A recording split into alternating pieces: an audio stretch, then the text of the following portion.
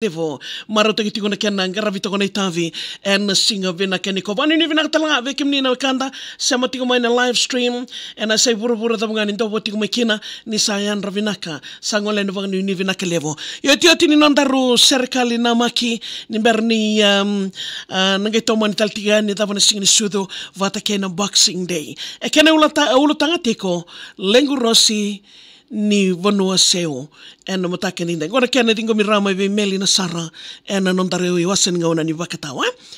Nongoanga ni wakata sosoko meu karata kayani ki nomu matawura meu saka saraki. Rekene longu ni dingomi yao nongorosi sei nraumi ni karama dhambalavo ena emai sotavi. Ruadiwa ni singa sade ngai e utongo wala vivingi wau metongai.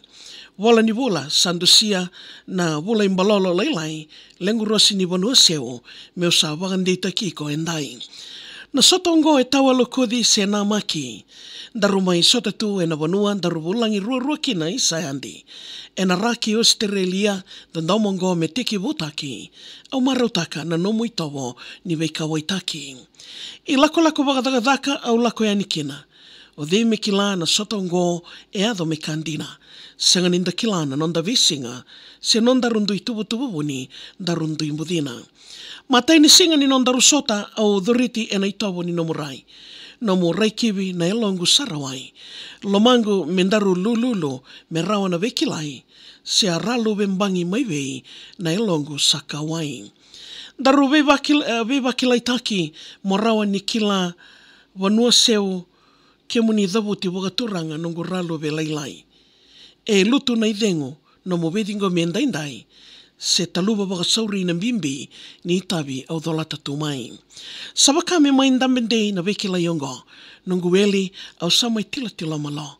Sa senga ni urawa ni usuka se dhokia na ilalakai ni ndondomongo ki vanua seu nga nikoa na mumbaravi me usa taka sano. E bakai sirina saku na totolo ni vekilai na veitaratara e na mona liwa na ilongu savu solo ni tarambewa na veitala noa e na ikena e taudhoko ge keni lutua na kemu itotoka na ilongu sakau yawa o sombo. Wulandau wakadada na mosi ni nondaru vekilai. Wulandua wakadada na mosi ni nondaru vekilai. Na kadi ni mata ni tu I kele ongo me sayavi le sumai.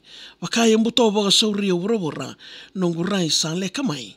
Ni sabe suki au kongeuna ka se kamida na ngauna ni vekilai. Darubeta taunaki e na vivagambauti ke na loloma e vivagandita ki. Mbai kauka mea e salatike ndaru senga ni rawa ni umbasuka yandi.